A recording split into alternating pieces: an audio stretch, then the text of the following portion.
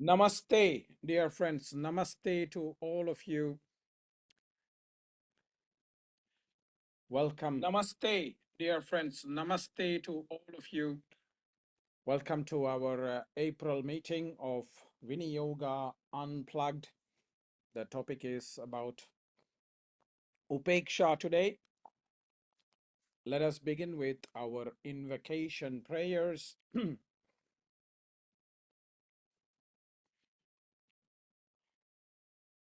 Om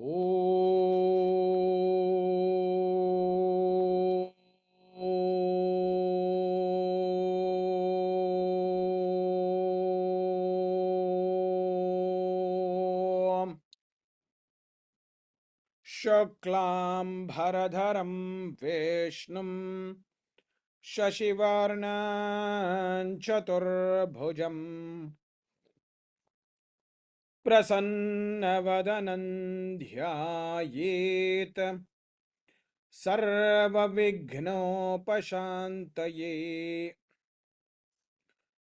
Yasya Dviradavaktradyah Parishadhyah Parashatam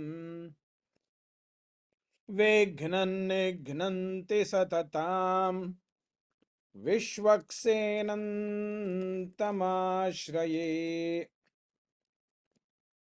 Jnananandamayan Devam Nirmalaspatikakritim Adharam Sarvavidyanam Hayagrevam Upasmahe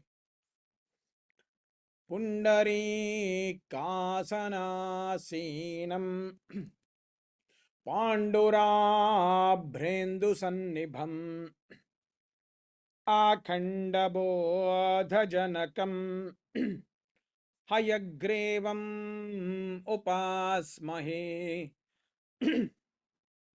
Gurubhyastadgurubhyascha Namo Vakamadhimahe Vranimahe Chatatradhyo Dampati Jagatam Pati Srinagaryam Mahapuryam Tamraparnyuttare Tate Shretintrini Mooladhamne Shathakopaya Mangalam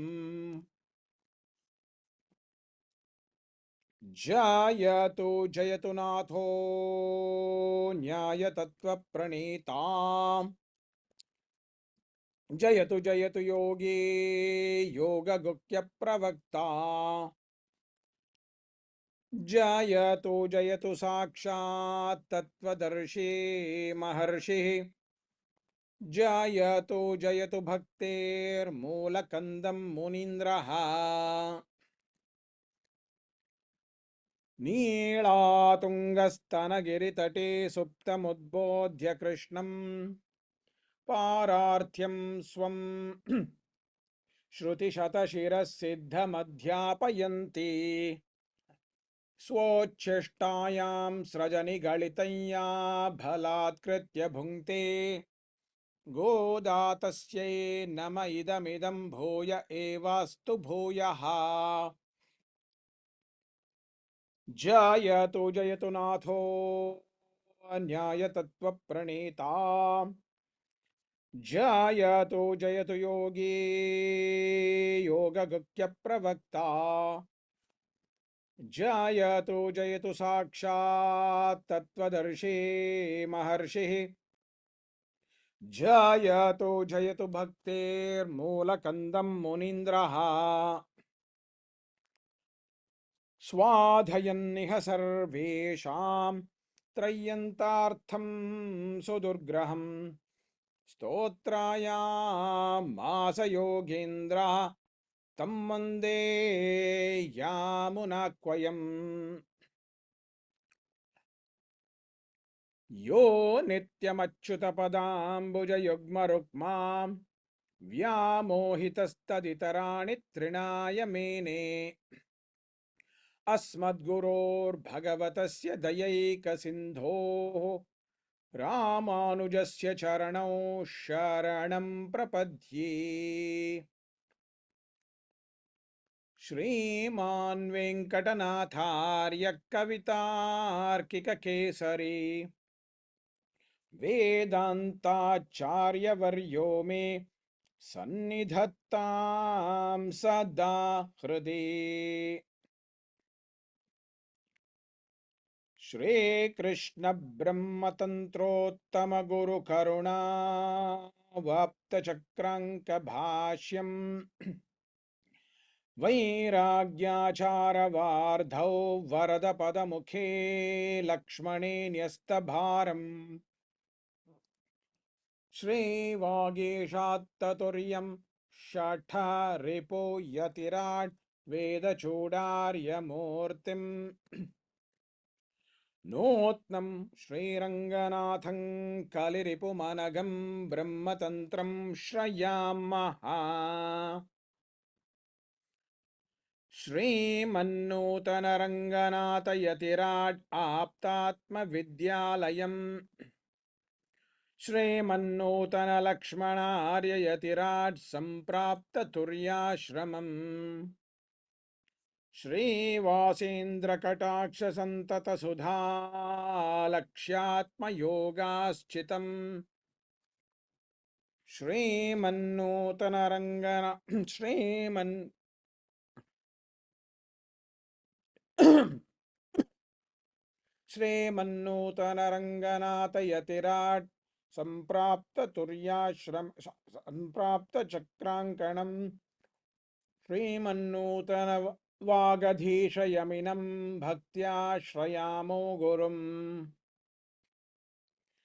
श्रीकृष्णवागीशयतेश्वराभ्यां सम्प्राप्तचक्राङ्कणभाष्यसारम् श्रीनूत्नरङ्गेन्द्रयतौ समर्पितस्वाम्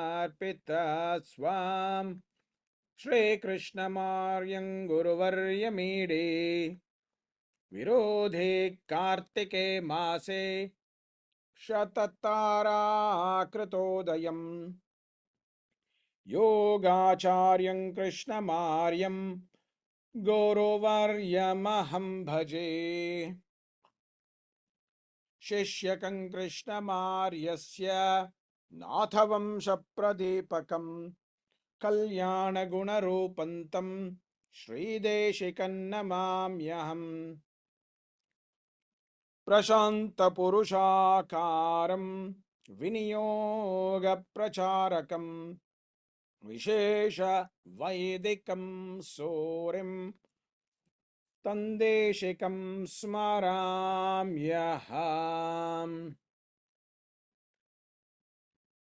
लक्ष्मीनाथसमारम्भां नाथयामुनमध्यमाम् अस्मद् आचार्यपर्यन्तां वन्दे गुरुपरम्पराम्।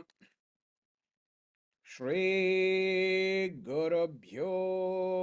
नमः। हरिः ॐ।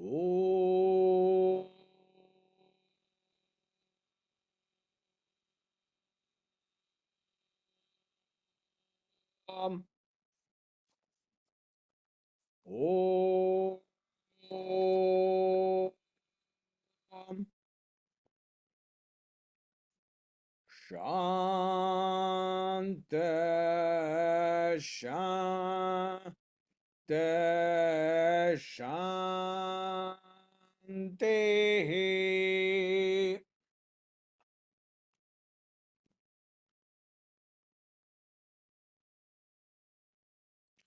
Namaste, friends. Good morning to all of you. Very, very nice to see you all here on the morning of 8th of April 2024.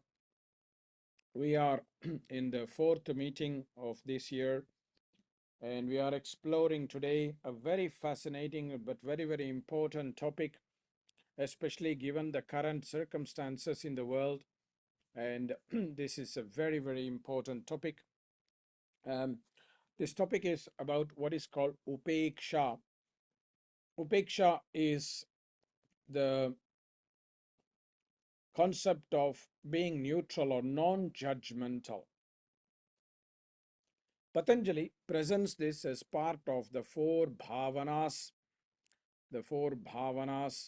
that are important for all of us as yoga practitioners to follow.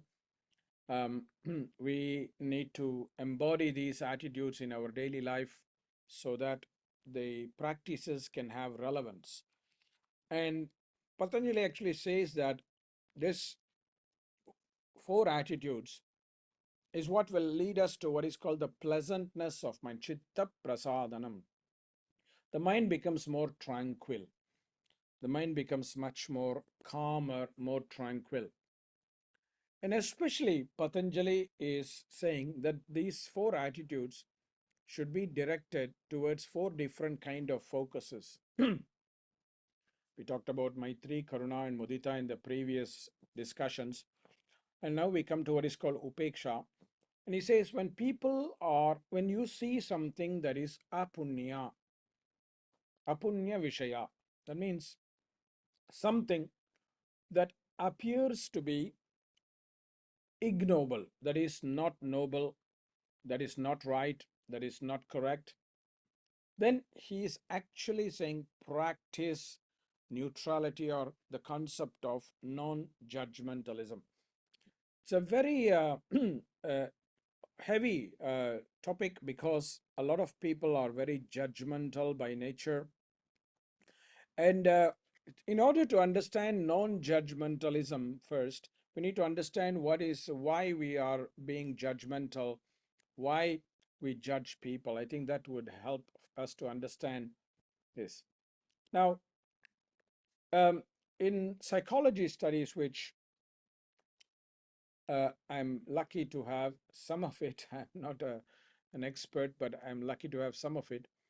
The studies have shown that the reason we actually judge other people is coming from a sense of survival.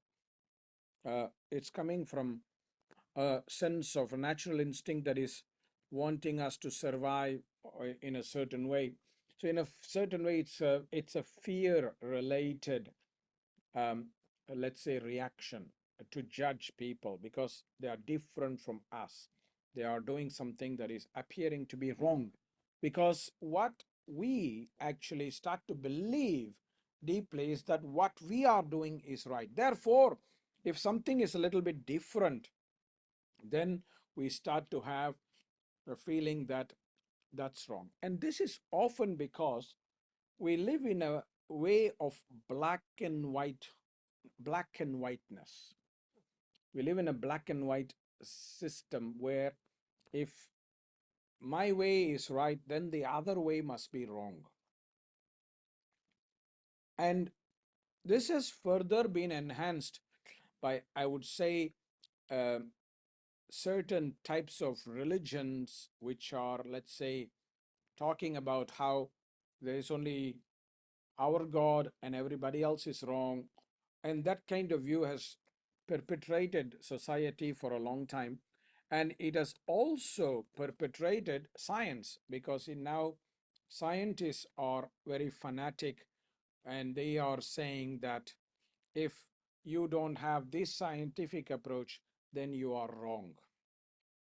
And it's very often surprising for them when they meet somebody who is outside that box, like some spiritual people who are able to see things, and then they are like baffled how they are able to see without the scientific approaches that others are used to.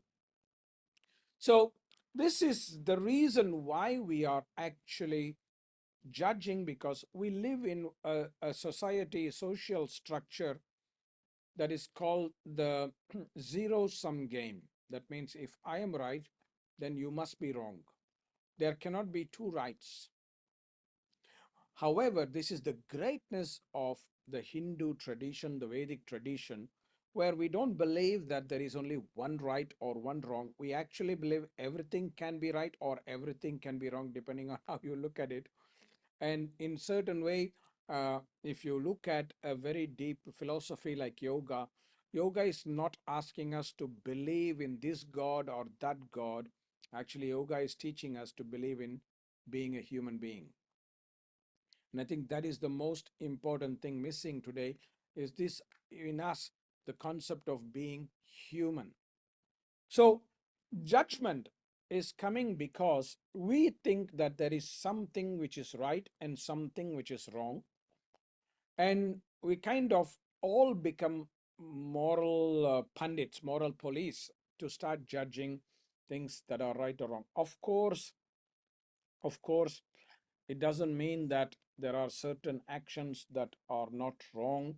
Like if somebody is violent to a child or to an animal or even another person unnecessarily, then of course, if it's possible for us to support the person who is being hurt, yes, we must do it.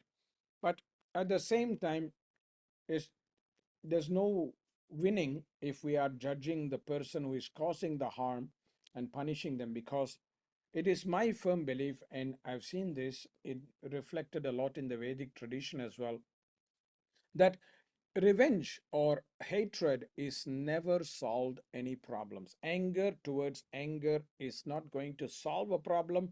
It is only going to burn everybody down. And that's the problem in today's society. When you look at many circumstances of conflict that is happening, whether it is the conflict that is currently going on in the Middle East or in the Russia-Ukraine field or any other place, whether it is the political conflict between United States and China or even India and Pakistan and things like that, restraint will solve problems. Anger towards anger will not solve any problem. It will only burn everything down. So that is why Patanjali is asking us to do what is called UPEKŠA. And the fascinating concept of UPEKŠA, actually, if you literally break down the words, it actually points to a meaning of watch carefully, look carefully, look carefully. Because we have to look at things carefully, because what may appear to be wrong need not actually be wrong, because we are not looking carefully, we are looking from our biases. We are looking from our biases. And there's nothing much more obvious than today's conflict. If you look, there's a total double standard by the richer countries about how they view one war in relationship to how they view another war. This is a total moral depletion, and it is a total double standard that is being demonstrated. That's why we need to look at from where are we making this judgment.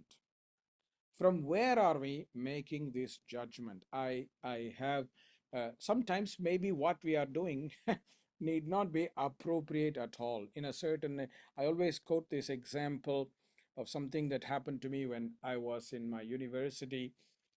Me and another friend of mine were walking in the evening back to our hostel dormitory, and we really saw one man being quite harassing and physically kind of threatening a woman, and he appeared to be a bit drunk and he was screaming and shouting, and he was like screaming at her. He was not physically punching her, but he was like really physically intimidating her because he was a bit bigger, and he was shouting at her and screaming at her. And so, lo and behold, me and my friend thought, okay, this is a bad situation. The woman needs help, and we just rushed to the woman, and we to the man and the woman. And I, being a little stronger, I held back the man, and my other friend, he was taking the woman away from this situation, and he even gave her like 500 rupees and put her in an auto rickshaw, which is a transportation like you have nowadays taxi, but it's an Indian taxi. And he sent her away, giving her 500 rupees. And then he comes back to me, and then we release this guy, and then the guy starts screaming at us and saying, well, I'm going to take you to the police and blah, blah, blah. So we said, okay, let's go. So we all go to the police station with the three of us, the three men. And the man tells a completely different story. He tells the story that, well, that woman actually robbed him, and she put his wallet inside her blouse, and he was screaming at her to get back the thing because he didn't want to put his hand into her blouse to remove it, because in Indian society that is considered much more worse than stealing. So, and we started laughing and say, yeah, yeah, right. He was basically harassing the woman. That's what we saw. So the police came out with a little diary, like a little, I don't know, ledger, which had photographs of different criminals, and then they were turning the pages, and at one point there was a photo of a woman, and they asked, "Is this the woman?" And me and my friend looked at each other and said, "Yeah, that was the woman." And the police said, "Well, this is a very well-known thief, and she has been attacking and stealing all these kind of people for many years now, and we are trying to catch her." And then we realized, my God, we not only allowed a theft to happen, but also gave her 500 rupees extra to like escape. So you see, that's why when you act in a haste, because we got caught in a moral dilemma, judging that this is right, this is wrong, uh, and rather than asking the question, hey, what's happening? What is happening? We ask the two people, what is happening? But that's not even our business. Probably what we should have done is we should have taken them both to the police station together and let them deal with it. So that's sometimes what happens is in the moral judgment, we get trapped in our own belief system that sometimes need not always be right. But the problem is that because we live a life where we are used to our belief system, and the belief system kind of says to us, well, this belief has been working for you. If it has been working for you, it must be right. And if it is working for you and if it is right, this must be the only way it has to work. So that kind of unconscious programming starts to happen. And when that starts to happen, we kind of feel that that is what is the reality. This is what is happening in the modern era, where many people, when you have even a disagreement with them, they cancel you. They block you on Facebook. They block you on Instagram. They block you on telephone. They block you on your email. You cannot even contact them anymore just because you have a different point of view, because there is this zero sum game. And that is very, very detrimental, because that will isolate us and we will never have an understanding. Please remember, yoga is the coming together, not isolationism. Not isolationism. It's coming together, actually. That is the meaning of yoga. It's a union. And so, in the first stage, I would say that there are important things to reflect. Where is our judgment coming from? Where is our judgment coming from? I mean, I come from India, where there are certain rules and regulations we follow. And certainly, one of the rules that we do follow in Indian law is that we can marry only one person. But I live in Singapore, and I was one day in a place called the Flower Dome, taking photographs of the flowers, and I met a very interesting woman, and she had a very fascinating um, clothing, from very beautiful colors, and it looked like an Islamic dress. And so I went and talked to her, and I said, "Can I take your photo?"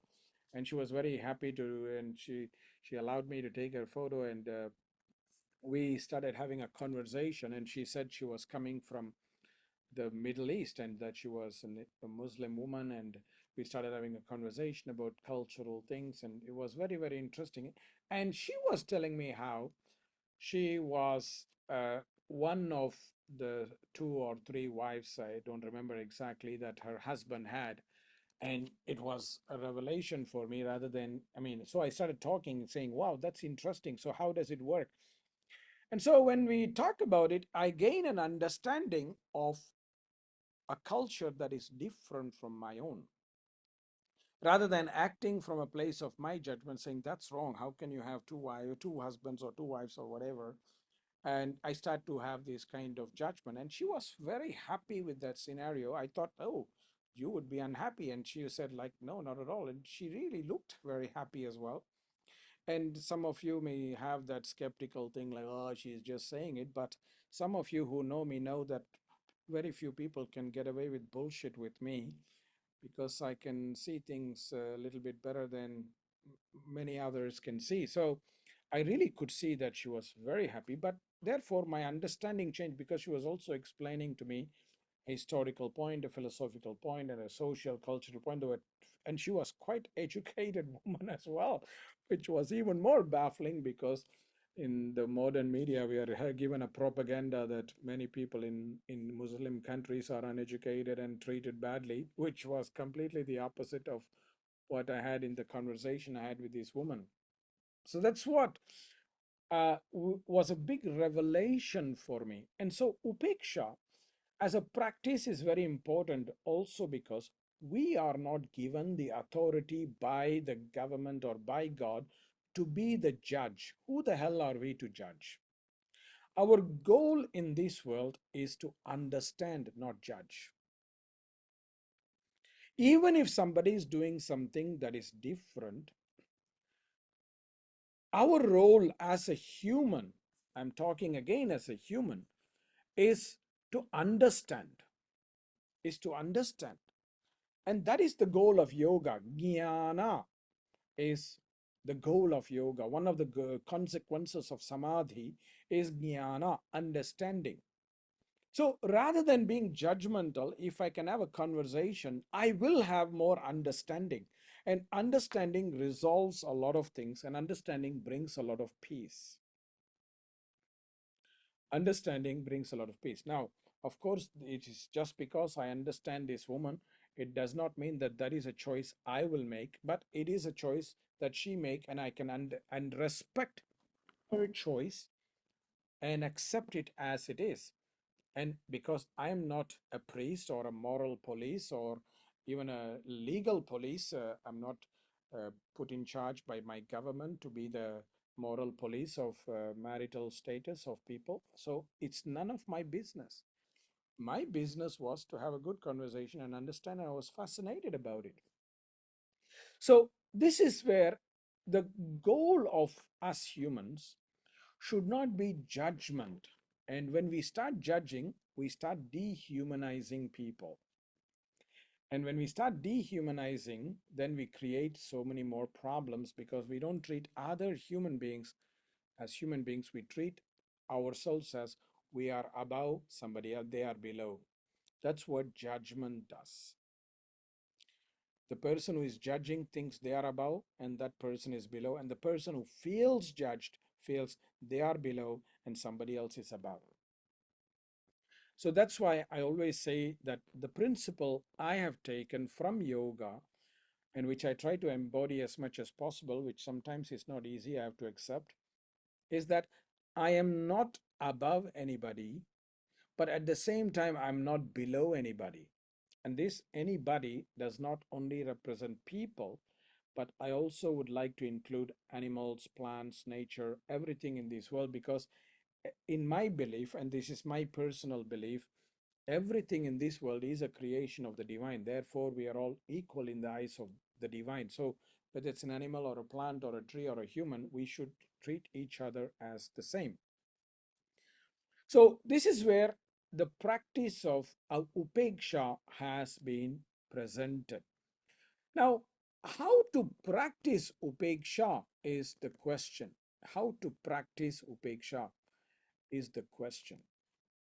So for me, I have come to the I've come to reflect about it, because um, I teach a lot of people in the modern world, and we are not living in the times of the Vedic world, where upeksha was much more different or much more easier. In the modern world, we can practice it in a few different ways. The first way I would always recommend is to reflect on our own state of mind, our own judgments or our own fears or insecurities that are causing this judgment, our own belief systems or value systems that are causing this, and remind ourselves, well, I am judging this person because of my belief system or because of my state, not because of only what they are doing. And on the other hand, we also start to ask the question, who are we to judge? That's also our state of mind. Who are we to judge? Who the hell are we to judge? Why should I judge? I can help somebody, but I don't have to judge somebody. I let the people who are meant to judge that. That's their business. So this is where one of the ways to practice upeksha is to reflect on our own uh, state, our own biases, our own patterns, our own hurts, our own traumas, and start to reflect from that and say, hey, okay, where am I operating from? What are my insecurities?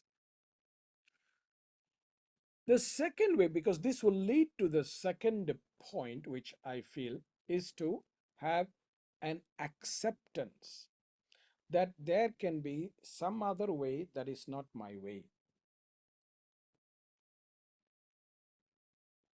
This is very important. Like in the case of this conversation I had with this woman, I came to the acceptance that, well, there's one way that works for her, there's one way that works for me, and perhaps we don't need to have the same way. No, it's the thing that I see a lot. And look, this is not the she is not part of a government. I am not part of a government. We are just two human beings having a conversation. So she's not judging me for believing in a in one person marriage. Therefore, why should I impose my belief on that and judge her to have a multi-person marriage? That is her problem, because I am not the law. I am not a judge. It's a choice. And therefore, my concept of acceptance, and I translate acceptance in this way, which some of my students say it's one of my isms, that no decision is perfect, but all decisions have consequences. So if we can accept the consequences, it doesn't matter what decision we make. We all make mistakes. And that's where the concept of acceptance I would like to include, that we are not perfect, we are imperfect, we make some defects. Like, for example, today morning, I messed up a few things in the chanting because I was a little bit disoriented before this thing, because I had forgotten where I had put the microphone to record and all that. So I was a bit of running here and there, and it was a bit frustrating. But I'm allowed to make mistakes. I accept that. And we have to accept that people are not perfect. Nobody will be perfect. Please reflect about it, my dear friends. We are, after all, manufactured by our parents. How the bloody hell will we be perfect? Just one look at our parents, we know that they are not perfect, especially as adults. They may have perfect intentions, perhaps, but they are not perfect. But we are manufactured by them. And therefore, if you think about our children, they are manufactured by us. They are not going to be perfect. So to expect somebody to be perfect is an unbelievable or unrealistic expectation. It's unrealistic. So the concept of acceptance must include the fact that we accept that nobody or nothing in this world is perfect. And if somebody tries to shame us for being imperfect, actually the shame is on them. And we don't have to shame them back. We just keep walking. My father would often say a statement: the dogs keep barking, but the elephants keep on walking. No, it's we just keep walking, we keep moving, we just ignore all the barking of the people who are judging us. Just keep walking. So the acceptance is a very important thing. And often, in order for when we have acceptance, one of the most human attributes will come up, which is so precious, especially for us who are yoga teachers or yoga therapists or any form of therapist. One attribute that will come out is what is called empathy. When you have acceptance, empathy will come. If you don't have acceptance, empathy will not come. Empathy doesn't come to those who are judgmental. Empathy is there to those who are judgmental. It will never come. You have to be open and accepting for empathy to manifest. So this is one of the second points I would say, which is called cultivating the concept of acceptance. The third point I would say, the third way to have non-judgmentalism is the concept of to listen. See, if I know I'm right and everybody else is wrong, I will not listen. I know I am right. What the hell are you talking about? I know my view is right. So we stop listening. Whereas if we start practicing to listen, and listening is in many, many ways to not just hear and then let it go, but to hear and assimilate, to let it sink in our heart, to have, that's why that listening should convert to understanding. That's what is very important. When we have to listen, we operate under the presumption that we don't know yet. If I operate under the presumption that I know, then we are not going to listen. Then we are not going to listen. Whereas if I operate under the presumption that I don't know, I would like to know, I'm curious, and not making an assumption, but rather being curious, then it is easier for us to listen. It is much more easier for us to listen. So learning to listen is very, very, very important. Learning to listen is a very important way through which we can show upeksha, non-judgmentalism. The moment you listen, people start sharing more. Whereas, and this is listening is not only through hearing, but also through your body language. If you're constantly distracted, like, you're on your phone or you're looking here and there and you're not paying, when you listen, have eye contact, at least eye contact. And if you are intimate enough with the person, like a friend or, familiar, you make even sometimes like a body contact from time to time, like when they are sharing their view, give them a little touch. That can be so reassuring. They'll open up more. So that's another way through which we can practice upeksha, by listening and by having a positive body language. You can't listen with the body language that is not showing that you are actually understanding or caring or things like that. And this is also very important, that even if you don't say anything, but if your body language shows that you are judgmental, then people will feel it. The energy will be felt at an unconscious level. The energy will be felt at an unconscious level. And the next part, which I think is also something that came out of my conversation with this woman, that I would say is a way to create upeksha: honor cultural differences. Honor cultural differences. This is very, very important. Like, for example, in India, we are always using the right hand to give or to receive. But that's my culture. When I go to another culture, people are not necessarily doing the same. Sometimes they shake hand with the right hand and give the gift with the left hand at the same time. Here is something for you. You know, this is a cultural difference. I cannot get pissed off about that because, somebody is giving something with the left hand. It's cultural difference. So what I try and tell my dear darling Italian people, you don't cut your spaghetti, but perhaps some cultures would find it so much more easier to cut their spaghetti into tiny bits and make it piccolo spaghetti, or spaghettino or something like that, and eat it with a spoon. Or even better, in India, we eat it with the hand. I think all my Italian students will just die thinking about this. But don't judge if we are. Anyway, when you eat, when you put the spaghetti in your mouth, it's already chopped by your teeth.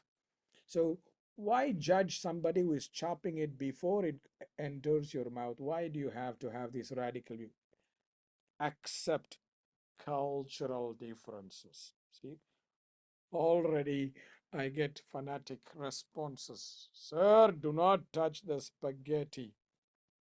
Oh my God. I didn't realize we had more than a few Italians in this group. Oh my God.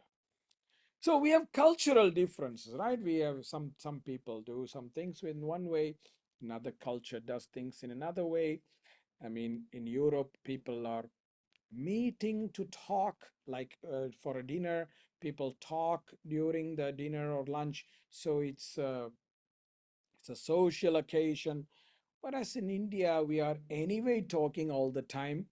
Every occasion is a social occasion. So for us, the meal is like very quick, like 15, 20 minutes. You don't really converse about this. You just eat and then go. It's as simple as that. So there's a cultural difference. Which is right, which is wrong? Well, I'm nobody is to judge. It works in one way, it works in another way. We just have to honor the cultural differences. But at the same time, if we are in a certain place, we need to honor those values so that it is not, disrespecting of others. And that is something that we have to do. Like, for example, if you came to an Indian household or many households in Asia, whether it's India, China, Korea, Thailand, Japan, you always have to remove your shoes before you enter the house.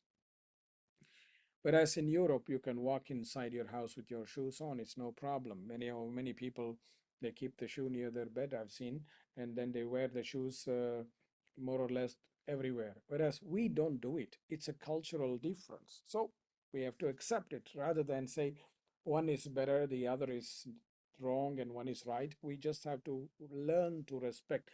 And when we do that, we learn more and our mind expands. There's also a positive benefit for that. Our mind will expand, our knowledge will expand, our wisdom will expand. And this is a fascinating thing about Upeksha. It's not just that it will make us less violent, but it will actually expand our understanding, and we understand more the beauty of God's creations, because we will understand, oh my God, God created us all differently so that there is some excitement in life. Imagine if everybody did the same thing. I mean, imagine if the whole world ate only spaghetti. That's it, so boring. We need to have some variety. Sometimes we need to have a masala dosa. Sometimes we need to have a noodles from China, which is very different. Sometimes we need to have something from England. What can we have from England?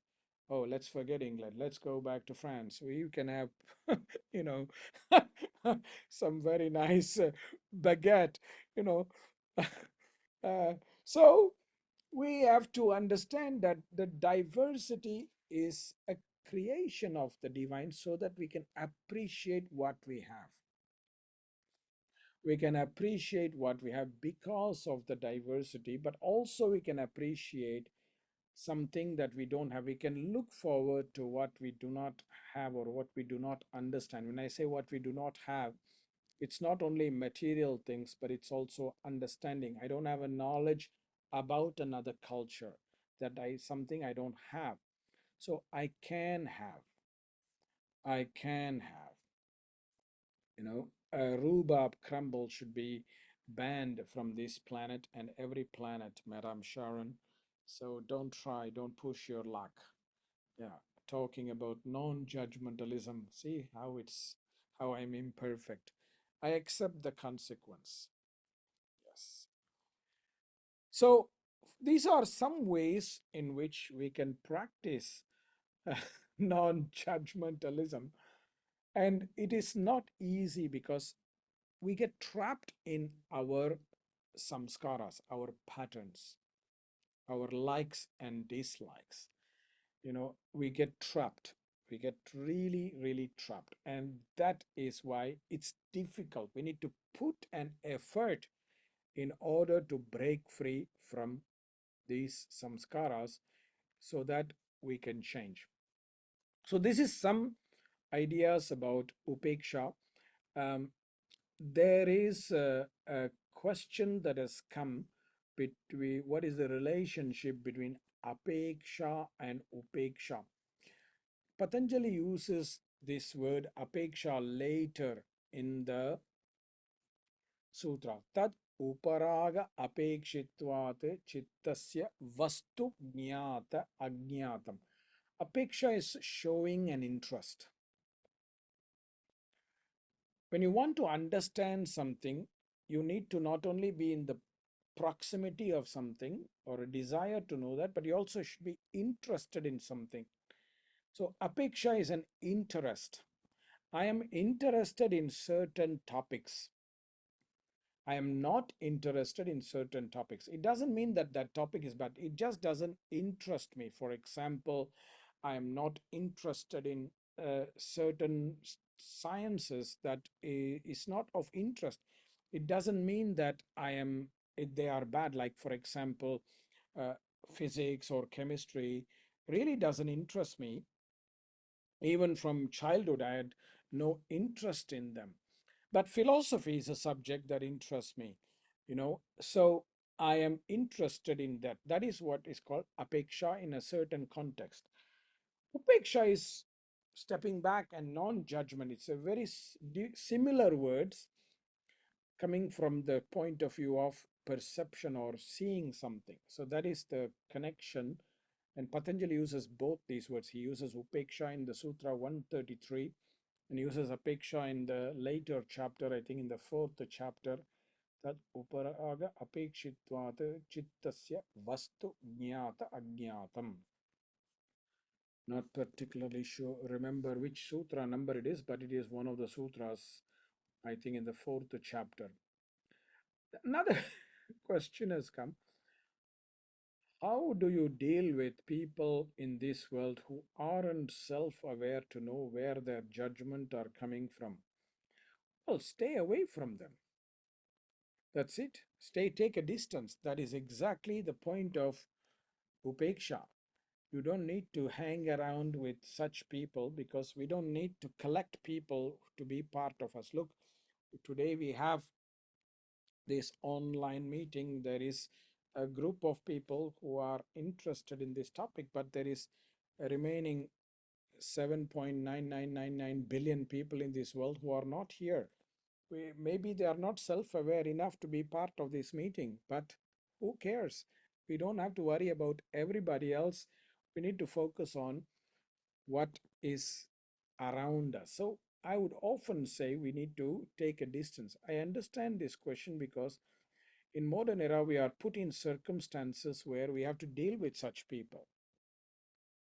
We have to deal with such people.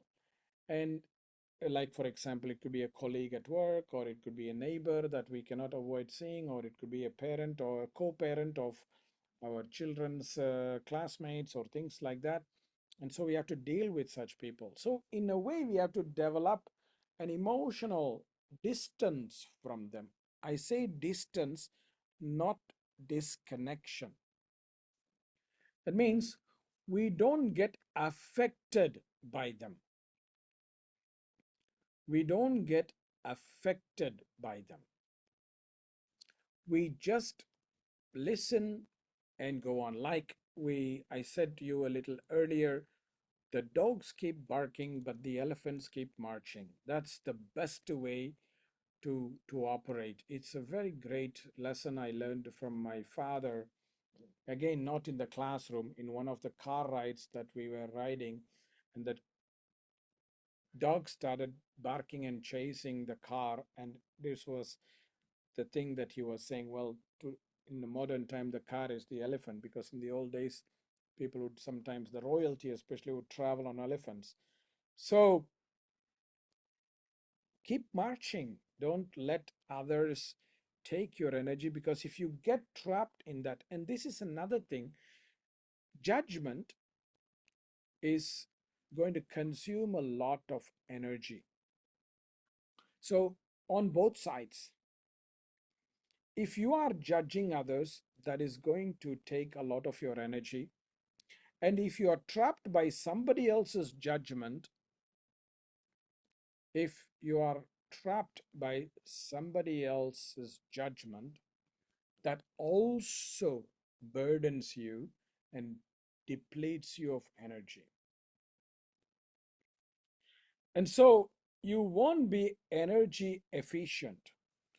You know, all our modern day yoga warriors who are championing climate crisis and blah, blah, blah, the best way to do it is shut up and stop judging other people.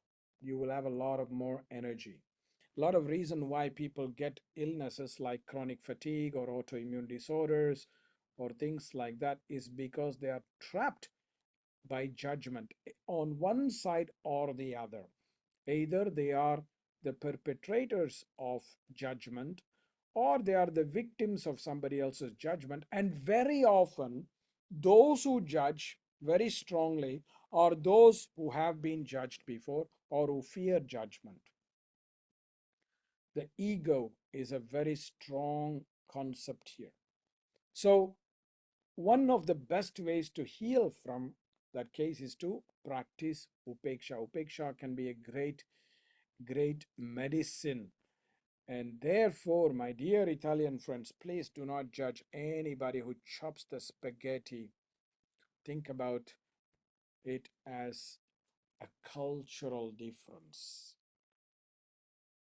Think about it as a cultural difference. Having said that, I do have the same issues when I see people eating a masala dosa with a fork and knife. I just want to grab that fork and knife and throw it out of this planet. So I understand you, but please, we can both practice upeksha and allow that as a cultural difference, or actually educate those people not to eat that food and choose something else that is more amenable to their habits. Because eating a dosa with a fork and knife is very messy. Anyway, so this is a simple talk or our presentation on Upeksha, the fourth bhavana that the great Patanjali is talking about, the concept of neutrality or non-judgmentalism, because when you are not judging, you are being neutral. You are being neutral, and this is very important. And a small statement there, being neutral should not be for political gain, but it should be for a value that is higher than a political gain. Some people, like for example, certain countries claim to be neutral, but they are for political reasons. It's not because they embody that value. So that's a little bit different. So it's very important to practice neutrality by being open. So try to integrate that. I will also do my best, and let us all grow in our path and embodying Patanjali's teachings along the way. And most importantly, remind yourself we are human, therefore we need to embody the human values that we have forgotten. Namaste, dear friends. Let us conclude with a peace chant for this morning. Om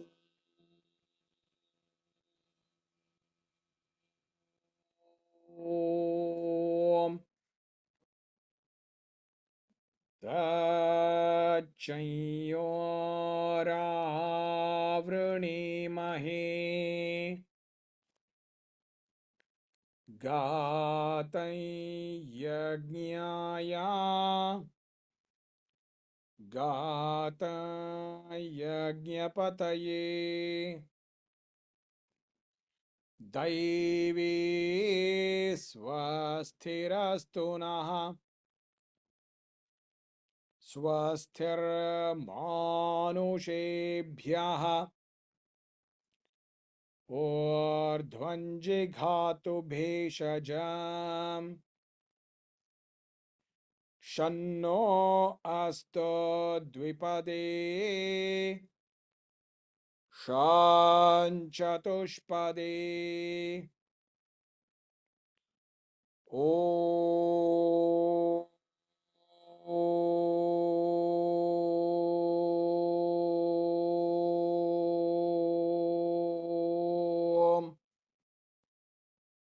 Shanta Shanta Shanti.